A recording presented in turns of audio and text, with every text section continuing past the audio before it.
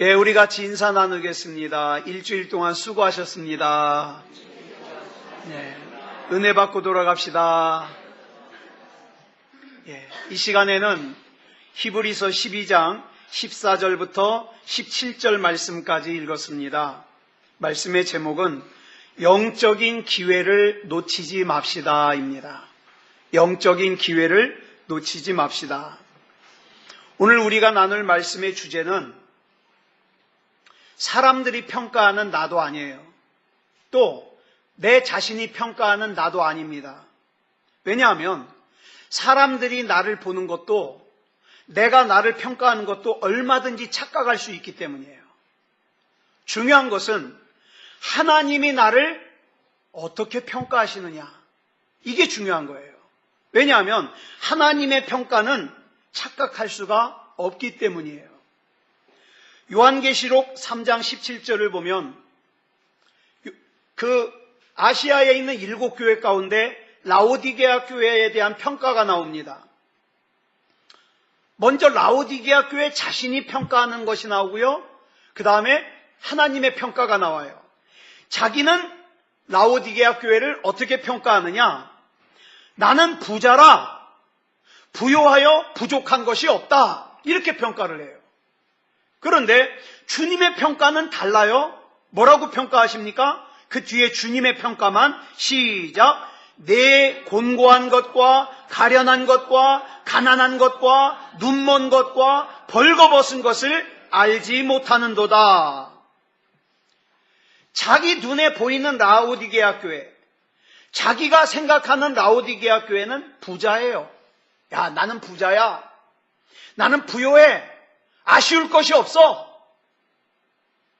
그렇게 생각하지만 하나님의 눈에 보이는, 하나님이 생각하시는 라오디게아 교회는 곤고해요. 가련해요. 가난해요. 눈 멀었어요. 벌거벗었어요. 여러분, 이 아시아의 7교회 가운데 라오디게아 교회와 상대적인 교회가 나와요. 그 교회가 어디냐? 서머나 교회입니다. 이 서머나 교회는 요한계시록 2장 9절 상반절에서 이렇게 기록하고 있어요. 시작. 내가 내 환난과 궁핍을 알거니와 실상은 내가 부요한 자니라. 사람들의 눈에 보이는 서머나 교회는 환난을 당하고 있어요. 가난해요. 궁핍해요. 그런데 하나님의 눈에 보이는 서머나 교회는, 하나님께서 생각하시는 서머나 교회는 부요한 자예요. 이어서 요한계시록 2장 9절 하반절에도 보면 유대인에 대해서도 이렇게 기록하고 있어요. 시작. 자칭 유대인이라 하는 자들의 비방도 알거니와 실상은 유대인이 아니요 사탄의 회당이라. 사람들의 눈에 보이는 유대인들은 율법을 잘 지켜요. 그래서 율법을 잘 지키는 자기 자신에 대해서 자부심이 있어요. 그래서 자기와 상대적으로 율법을 잘 못 지키는 사람들을 어떻게 합니까? 비방합니다. 그렇게 살아서 되겠어? 그렇게 살아서 천국 가겠어? 그런데 하나님의 눈에 비추는 유대인들은 뭐예요? 율법을 잘 지키는 믿음 좋은 사람이 아니라 사탄의 회당이라고 보셨어요. 여러분, 이렇게 사람들이 보는 평가와 하나님께서 보시는 평가는 다를 수 있습니다. 다를 수 있어요. 여러분 잘 아시는 야곱과 에서는 쌍둥이잖아요. 근데 이 야곱과 에서는 엄마 뱃속에서부터 경쟁 관계에 있었어요. 이 야곱과 에서 사이의 사건들 중에서 가장 유명한 사건이 뭐냐? 야곱이 죽 한 그릇으로 형인 에서의 장자권을 사는 거예요. 그런데 이 사건에 대해서 오늘 본문에 기록을 하고 있는데, 본문 16절을 보니까 이렇게 기록하고 있습니다. 시작. 한 그릇 음식을 위하여 장자의 명분을 판 에서와 같이 망령된 자가 없도록 살피라. 여기 보니까 하나님께서 에서를 뭐라고 평가하세요?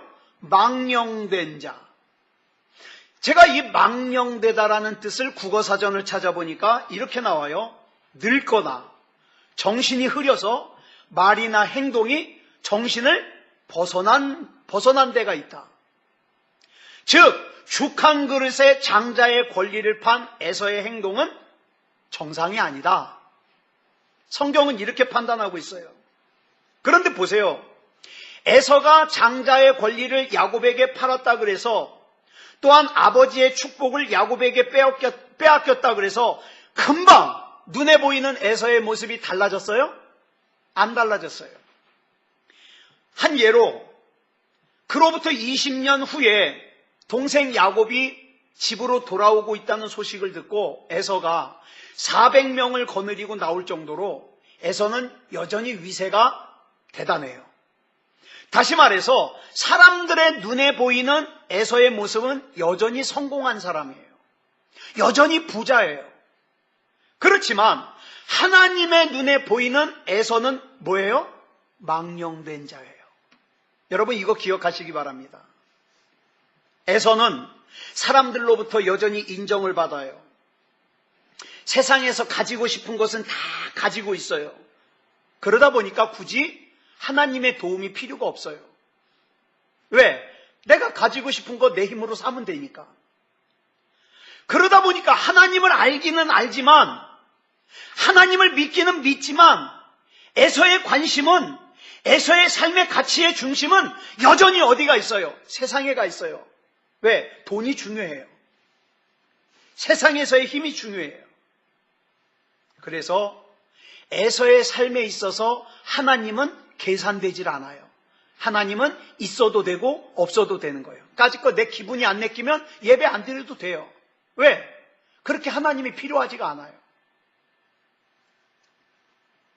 그런데 이런 에서의 삶은 에서로 하여금 너무나도 중요한 것을 잃어버리게 했어요.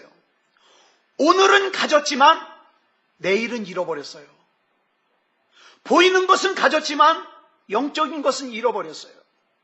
에서가 장자의 권리를 주간 그릇에 판 것은 배가 고파서가 아니에요. 물론 창세기 25장 32절을 보면 에서가 이렇게 말합니다. 시작. 내가 죽게 되었으니 이 장자의 명분이 내게 무엇이 유익하리요? 내가 지금 배고파 죽을 지경인데 장자의 권리가 무슨 소용이야? 그래 너 가져. 그리고 나 죽 한 그릇 줘. 배고파 죽을 것 같아서 장자의 권리를 판 것 같아요. 그런데 그 다음 34절을 보면 에서가 장자의 권리를 죽 한 그릇에 판 진짜 이유가 나와요. 34절 보겠습니다. 시작. 에서가 장자의 명분을 가볍게 여김이었더라. 에서가 영적인 축복인 장자의 권리를 별로 중요하게 여기지 않았어요.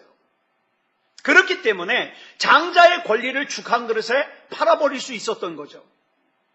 오늘날 저와 여러분은 너나 할 것 없이 다 세상에서 출세하고 싶은 배고픔을 가지고 있어요. 세상의 성공에 목말라 합니다. 나도 좀 출세하고 싶다. 나도 좀 돈 좀 펑펑 벌어보고 싶다. 나도 좀 사람들이 부러워하는 인생을 살아보고 싶다. 그래서 이 세상의 출세의 배고픔과 세상의 성공의 목마름을 해결하기 위해서 수단과 방법을 가리지 않고 사는데 중요한 게 있어요. 그 과정에서 에서가 했던 이 잘못을 똑같이 범합니다.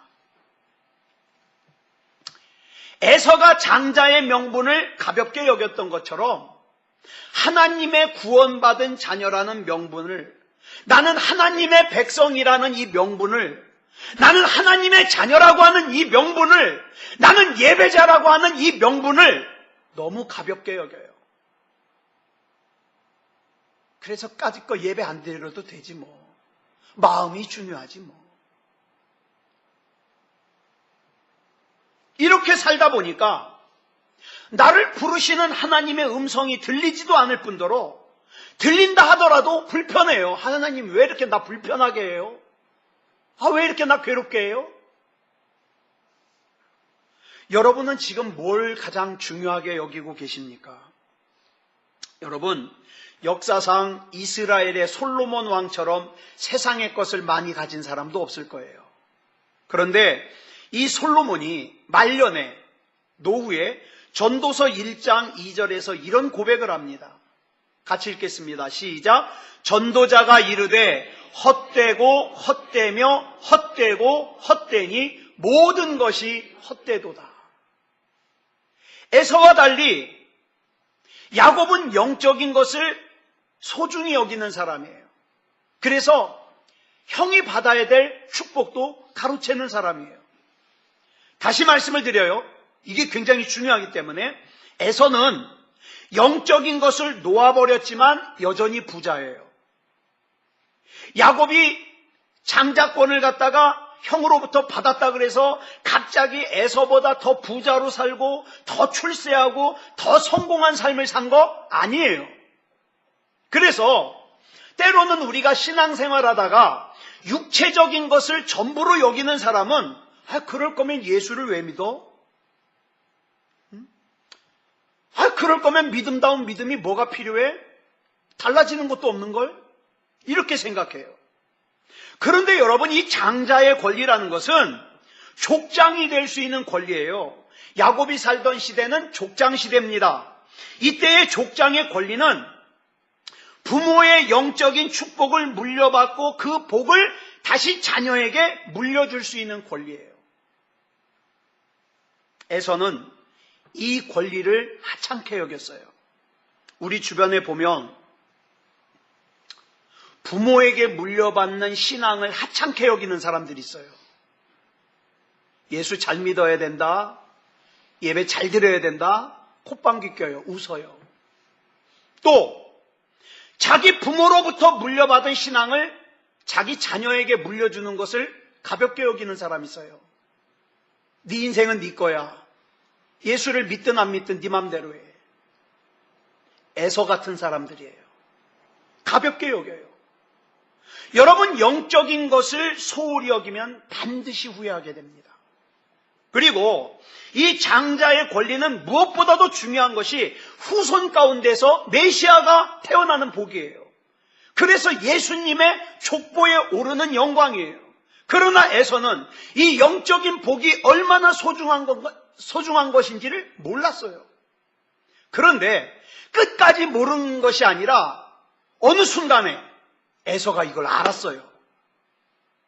야, 나는 돈이 최고인 줄 알았더니 아니다. 영적인 복이 더 중요하구나. 이걸 에서가 알았어요. 그러나 그때는 이미 돌이킬 수 있는 기회를 잃어버렸어요. 본문 17절 보겠습니다. 시작. 너희가 아는 바와 같이 그가 그 후에 축복을 이어받으려고 눈물을 흘리며 구하되 버림바가 되어 회개할 기회를 얻지 못하였느니라. 자, 들으세요. 에서가 이렇게 눈물을 흘리며 영적인 축복을 구할 때 에서는 여전히 부자예요. 여전히 성공한 사람이에요. 많은 사람들이 망해야만, 실패해야만, 어려운 일을 겪어야만 하나님께 돌아오는데 에서는 아니에요. 여전히 부자인 상태고 여전히 성공한 상태에서 영적인 축복의 중요성을 깨닫고 그 영적인 축복을 나에게도 이어달라고 눈물로 구했다는 거예요. 에서가 눈물을 흘리며 구했다. 얼마나 간절하게 원한 거예요. 자, 그러면 우리는 여기서 이걸 질문해야 돼요. 에서가 눈물을 흘리며 구한 축복이라는 것이 과연 뭐냐? 다시 말씀드려요. 에서는 지금 부자예요. 가지고 있는 게 많아요. 성공한 사람이에요. 그렇기 때문에 에서가 눈물을 흘리며 구한 축복은 뭐 물질적으로 부자가 되게 해달라든가 성공하게 해달라는 것은 아닐 거예요. 물론 물질이 더 있으면 더 좋아요. 그죠? 더 있으면 좋아요. 그렇지만 눈물을 흘릴 정도로 구할 것은 아니에요. 왜? 이미 가지고 있는 게 있으니까.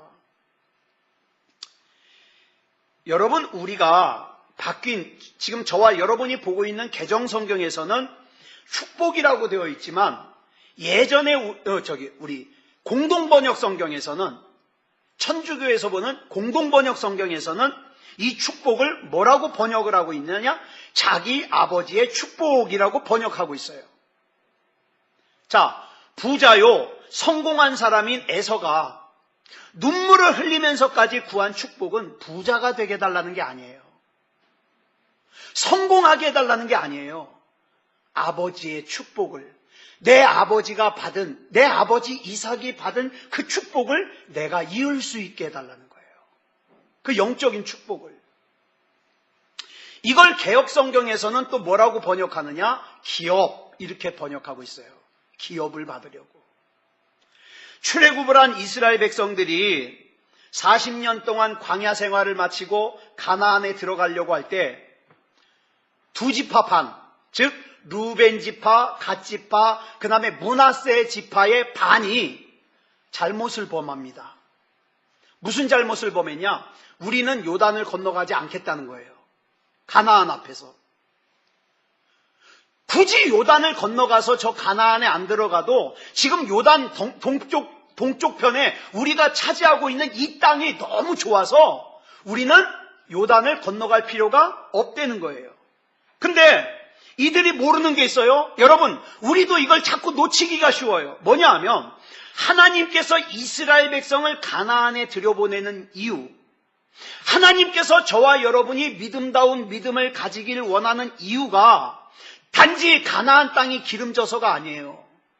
저와 여러분 부자로 살게 해주시려고가 아니에요. 저와 여러분 성공한 삶을 살게 해주시려고 하는 게 아니에요. 이유가 뭐냐? 가나안 땅은 하나님이 약속하신 땅이기 때문이에요. 그런데 루벤 지파, 갓 지파, 므낫세 지파의 반이 요단을 건너가지 않겠다는 거예요. 요단 동편에 눌러 앉아 살겠다는 거예요. 자, 민수기 32장 1절부터 5절까지 우리 같이 읽겠습니다. 시작. 루벤 자손과 갓 자손은 심히 많은 가축대를 가졌더라.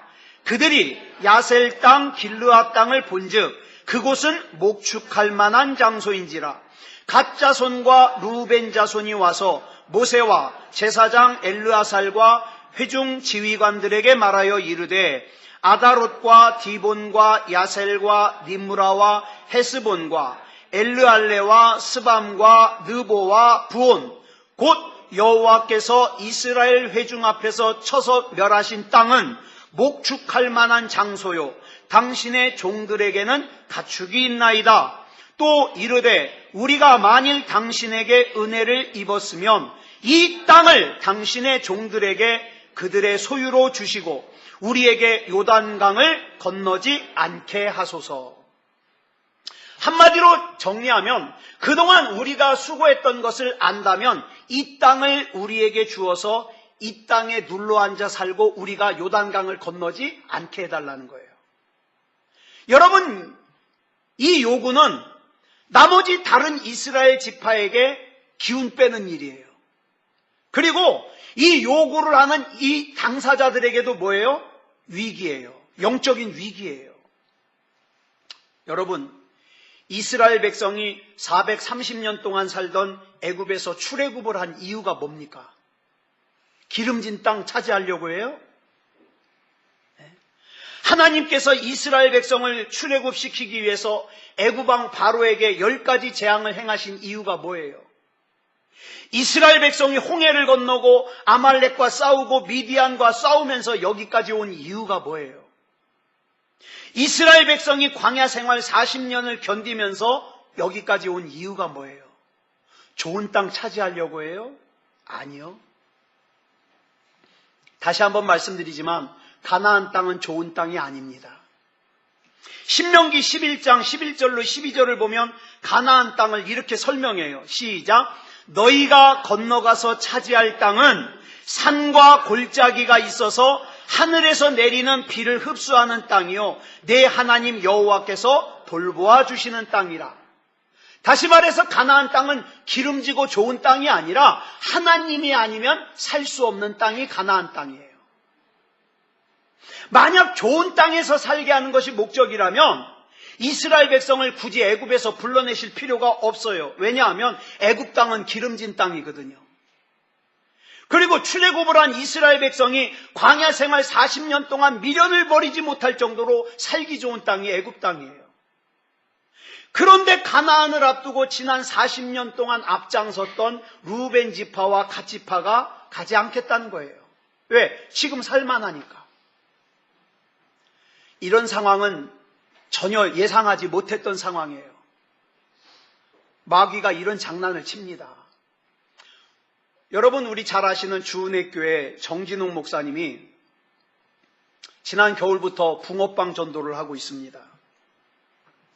교회가 너무 침체되어 있다 보니까 이 붕어빵 전도를 통해서 교회와 그 다음에 목사님 자신이 으쌰으쌰하는 힘을 얻으려고 붕어빵 전도를 시작했어요. 그래가지고 교회가 조금씩 꿈틀거리면서 일을 하려고 하니까 마귀가 장난질을 칩니다. 한 가정이 목사님을 찾아오더니 교회를 옮기겠다는 거예요. 그 순간 이 전혀 예상치 못했던 상황에 목사님이 힘이 빠지죠. 그 소식을 들었던 교회가 힘이 빠지죠. 자, 그러면 여러분, 하나님의 일에 앞장섰던 루벤 지파와 갓 지파가 요단을 건너서 함께 가지 않겠다고 하는 것은 하나님의 뜻일까요? 자기의 선택이요? 자기의 결정일까요? 자기 생각이에요. 그러자 모세가 눈물로 이들을 설득합니다. 그러면 안 된다. 우리 같이 가나안에 들어가야 된다. 그러자 전에는 모세의 말이라면 하나님 말씀으로 알고 아멘으로 순종했던 사람들이 민수기 32장 19절에 보니까 뭐라 그럽니까? 시작. 우리는 요단 이쪽 곧 동쪽에서 기업을 받았사오니 그들과 함께 요단 저쪽에서는 기업을 받지 아니하겠나이다. 이건 르우벤 지파와 갓 지파와 므낫세 지파 반이 요구하는 거예요. 이 말씀을 우리 예전에 보던 개역성경으로 보면 이렇게 말씀하고 있어요. 다시 한번 시작. 우리는 요단 이편 곧 동편에서 산업을 얻었사오니 그들과 함께 요단 저편에서는 기업을 얻지 아니하겠나이다. 저는 이 번역이 더 정확한 것 같아요. 요단 동편에서 요단강을 건너기 전에서 산업을 얻었기 때문에 요단강을 건너서 기업을 얻을 필요가 없다는 말이에요.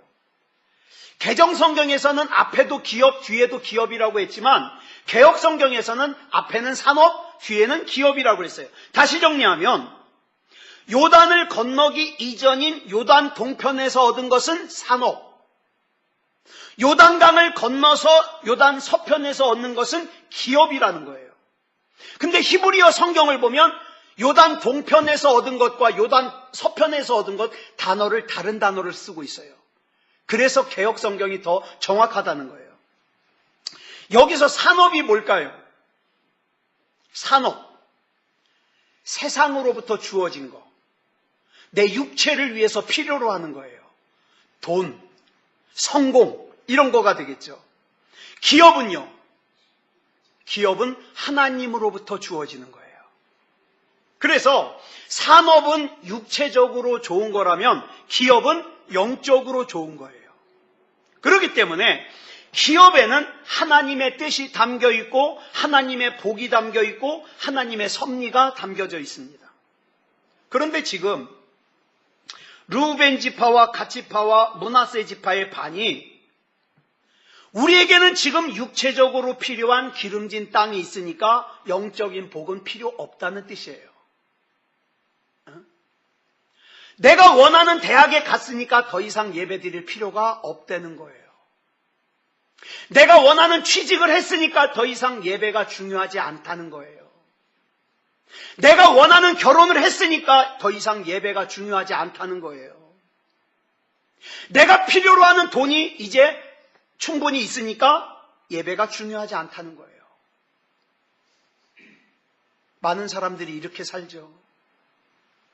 그런데 잘 들으세요. 가나안은 하나님께서 이스라엘 백성에게 산업으로 주신 땅이 아니에요. 기업으로 주신 땅이에요. 그런데 르우벤 지파와 갓 지파와 므낫세 지파의 반은 자신들에게는 이미 요단 동편에 산업이 있으니까 요단 서편에 기업이 필요 없다는 거예요. 그러므로 이것은 하나님의 아픔이에요. 모세의 아픔이에요.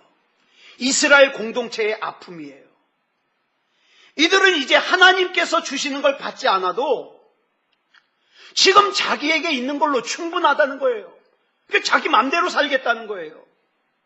여러분, 찬송가 435장 이 가사를 누가 썼냐면 파니 크로스비라는 사람이 썼어요. 이 사람은 태어난 지 6주 만에 앞을 못 보게 된 사람이에요.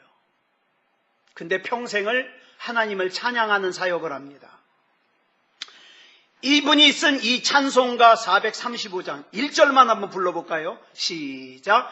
나의 영원하신 기업 생명보다 귀하다. 나의 갈 길 다가도록 나와 동행하소서. 주께로 가까이 주께로 가오니 나의 갈 길 다가도록 나와 동행하소서. 아멘. 여러분에게는 지금 여러분보다 생명보다 더 귀하게 여기는 게 있습니까? 어떤 사람은 부자가 되기 위해서 돈이 자기 생명보다 귀하다고 생각할지 몰라요. 또 세상에서 출세하는 것이 자기 생명보다 귀하다고 생각할지 몰라요. 어떤 사람들은 예뻐지는 게 자기 생명보다 귀해가지고 목숨 걸고 양악수술을 하고 말이죠. 왜? 그만큼 중요하니까. 그런데 태어난 지 6주 만에 앞을 보지 못하게 된 파니 크로스비는 자기의 생명보다 귀하게 여기는 것은 하나님의 뜻, 하나님의 복, 하나님의 섭리가 담겨있는 영원한 기업이라고 찬양하고 있어요. 여러분, 스데반 집사님이 왜 돌에 맞아 죽으면서도 그 얼굴이 천사와 같이 변할 수 있었을까요? 영원하신 기업을 바라봤기 때문이에요. 여러분, 사도 바울이 왜 39대의 매를 5번이나 맞고 태장을 3번이나 맞고 돌에 맞아 죽은 것처럼 돼가지고 성 밖에 버려지고 배를 타고 가다가 3번이나 파선을 당하고 전도 여행을 하다가 강도를 만나고 그 다음에 자기 동족인 유대인들에게 바울을 죽이기 전에는 먹지도 마시지도 않겠다는 그 결사대를 조직해서 쫓아다니고 자기에 대하여 거짓 소문이 난무하고 수없이 많이 굶주리고 목마르고 헐벗었어도 포기하지 않고 계속해서 복음을 전한 이유가 뭐예요? 바울은 영원하신 기업이 뭔지를 알았어요. 여러분, 에서가 바로 이 영원하신 기업을 알게 된 거예요. 이 영원하신 기업을 알고 나니까 자기가 그동안 세상에서 중요하게 여겼던 육체를 위해서 살았던 것, 돈 많은 것, 세상적으로 성공한 것, 그게 아무짝에 소용이 없다는 걸 깨닫게 된 거죠. 그래서 이 영원하신 기업을 다시 자기가 이을 수 있게 해달라고 눈물을 흘리면서 하나님 앞에 구하는 거예요. 본문 17절을 개역성경으로 다시 한번 보겠습니다. 시작. 너희의 아는 바와 같이 저가 그 후에 축복을 기업으로 받으려고 눈물을 흘리며 구하되 버림바가 되어 회개할 기회를 얻지 못하였느니라. 부자인 에서가, 세상적으로 성공한 에서가 영원하신 기업이 아니면 세상적인 것이 다 헛되다는 걸 깨달은 거예요. 여러분에게는 지금 무엇이 가장 중요합니까?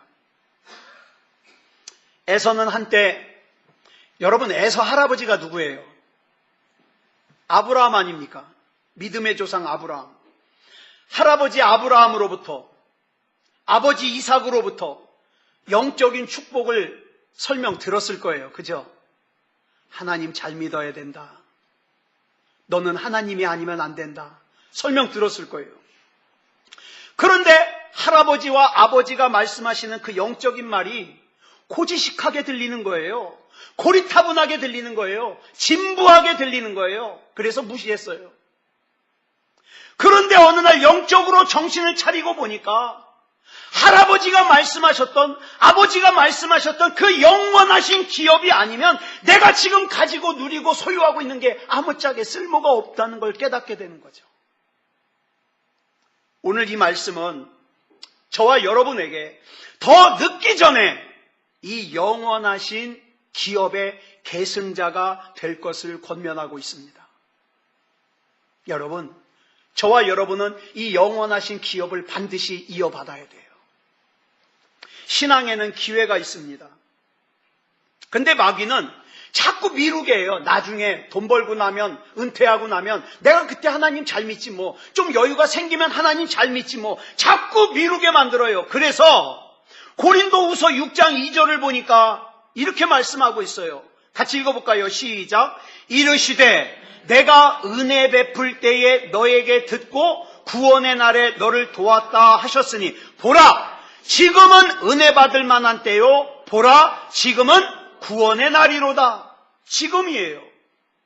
그러면 결론적으로 우리는 이 힘든 세상을 어떻게 살아야 될까? 자, 본문 12절 보겠습니다. 시작. 그러므로 피곤한 손과 연약한 무릎을 일으켜 세우고. 자, 여러분, 저와 여러분이 에서같이 영적으로 무너지지 않으려면 피곤한 손과 연약한 무릎을 일으켜 세워야 됩니다. 근데 이 말씀을 오해하는 사람들이 많아요. 어떻게 오해하느냐? 여기 나오는 피곤한 손은 일을 할 수 없을 정도로 지치고 피곤한 육체의 손이라고 생각해요. 연약한 무릎은 일어날 수 없을 정도로 지친 내 육체의 다리라고 생각해요. 그래서 삶에 지치고 삶의 고단에서 넘어진 거, 이걸 생각해요. 근데 이 말씀을 이렇게 육체적으로 해석을 하면 이해가 되지 않아요. 여러분, 부자인 에서가 왜 손이 피곤해요? 부자인 에서가 왜 무릎이 연약해요? 그런데 영적으로 해석을 하면 해석이 됩니다. 여기 나오는 피곤한 손과 연약한 무릎을 일으켜 세우고는 히브리 사람들의 개념에 구약에서는 이걸 뭐라고 해석을 하냐? 성전을 올바로 짓다, 이렇게 해석이 돼요. 그 다음에 사도행전 15장에서는 뭘로 해석이 되냐? 부활. 다시 말해서 이 말은 우리 육체의 손과 무릎을 뜻하는 것이 아니라 우리가 하나님 앞에 믿음다운 믿음이지 못하고 경건한 삶을 살지 못하게 하는, 방해하는, 지치게 하는, 영적으로 지치게 하는 그 원인들을 제거해라 이 말이에요. 하나님 앞에 자리 잡지 못하게 하는 그 원인들, 방해물들. 그래서 이어지는 본문 13절을 보니까 이렇게 말씀하고 있어요. 시작. 너희 발을 위하여 곧은 길을 만들어 저는 다리로 하여금 어그러지지 않고 고침을 받게 하라. 이 말씀은 이거예요. 너희 신앙을 신앙답지 못하게 하는 그 방해물들을 빨리 제거해라. 여러분, 무엇 때문에 신앙생활이 식어졌습니까? 무엇 때문에 기도생활이 식어졌습니까? 그 신앙생활과 기도생활을 식어지게 만든 원인을 빨리 제거하여 올바른 신앙의 길로 가라 이 말이에요. 그러면 어떻게 된다? 다리를 저는 사람처럼 쩔뚝거리는 불완전한 인생을 하나님이 어떻게 한다? 고쳐주신다 이 말이에요. 신앙생활을 불완전하게 하면서 왜 내가 교회 다니는데 이렇게 힘드냐고? 여러분, 이 말씀 역시 보면 순서가 뭐가 먼저예요? 고침을 받는 것이 육체가 먼저가 아니라 영혼이 먼저예요. 영혼이 먼저 잘 돼야 육체가 잘 된다. 요즘 우리 주변에 흔들리는 분들, 또 넘어지는 분들, 고민하고 낙심하고 절망하는 분들이 많아요. 어쩌면 지금 예배드리고 있는 여러분 중에서도 내색은 하고 있지 않지만 속으로 한숨 쉬고 힘들고 넘어져 있는 분들이 있을지도 모르겠어요. 그러면 여러분, 하나님 앞에서 믿음다운 믿음이 되는 것을 방해하는 피곤한 손과 연약한 무릎을 그대로 방치하지 말고 예수 그리스도 이름으로 일어나시기 바랍니다. 일어나세요. 그렇다면 저와 여러분이 에스겔 선지자가 그 옛날 아골골짜기에서 외쳤던 것처럼 이렇게 외쳤으면 좋겠어요. 예수 그리스도 이름으로 명하노니 하나님의 생기야 사방에서 불어와서 손이 피곤하여 온전한 신앙생활을 하지 못하게 하는 자에게, 무릎이 연약하여 온전한 신앙생활을 하지 못하는 자에게 붙어서 살아나게 할지어다. 저와 여러분에게는 이렇게 중보기도해야 될 책임이 있습니다. 이렇게 기도했으면 좋겠어요. 네. 자, 반주 준비해 주시고요. 그래서 저와 여러분이 이 시간 이 찬양 부르고 우리가 하나님 앞에 기도하기 원합니다. 하나님, 내 마음을 잠잠케 해주시옵소서. 염려와 고통으로 요동치고 있는 내 마음을 잠잠케 해주시옵소서. 그래서 어떡합니까?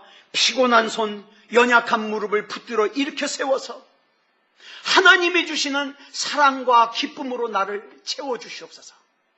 우리 이 찬양 부르면서 우리 같이 합심으로 기도하겠습니다.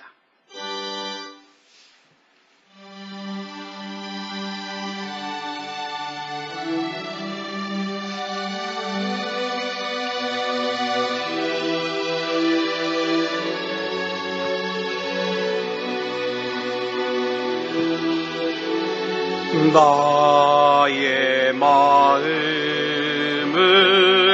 잠잠케 하소서. 쉴 곳 없는 내 마음 돌아보소서. 나의 마음을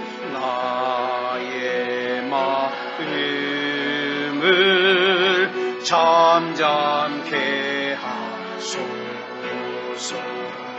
쉴 곳 없는 내 마음 돌아보소서. 피곤한 손,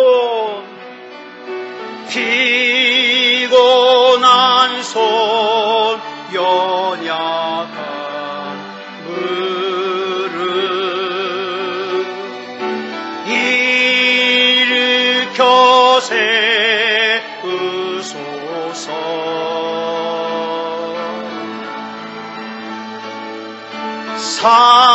사랑과 기쁨 두루산 평화를 주소서. 나의 마음을 잠잠케 하소서. 나의 마음을 잠잠케 쉴 곳 없는 내 마음 돌아보. 나의 마음을 잠잠케 하소서. 나의 마음을 잠잠케 하소서. 쉴 곳 없는 내 마음 피곤한 손, 연약한 무릎, 피곤한 손, 연약한 무릎 일으켜 세우소서.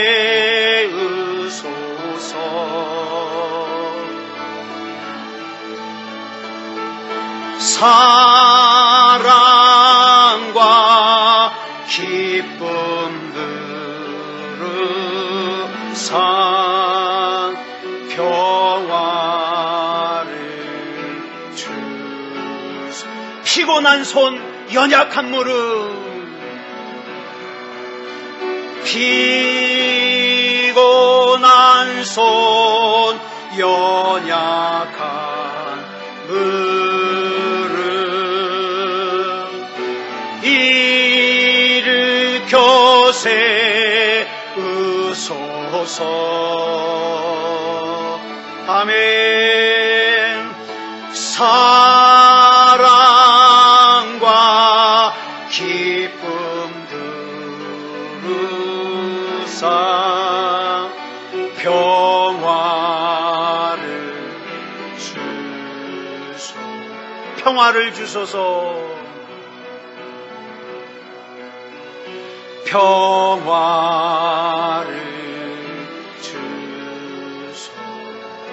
평화를 주소서. 평화를 주소서.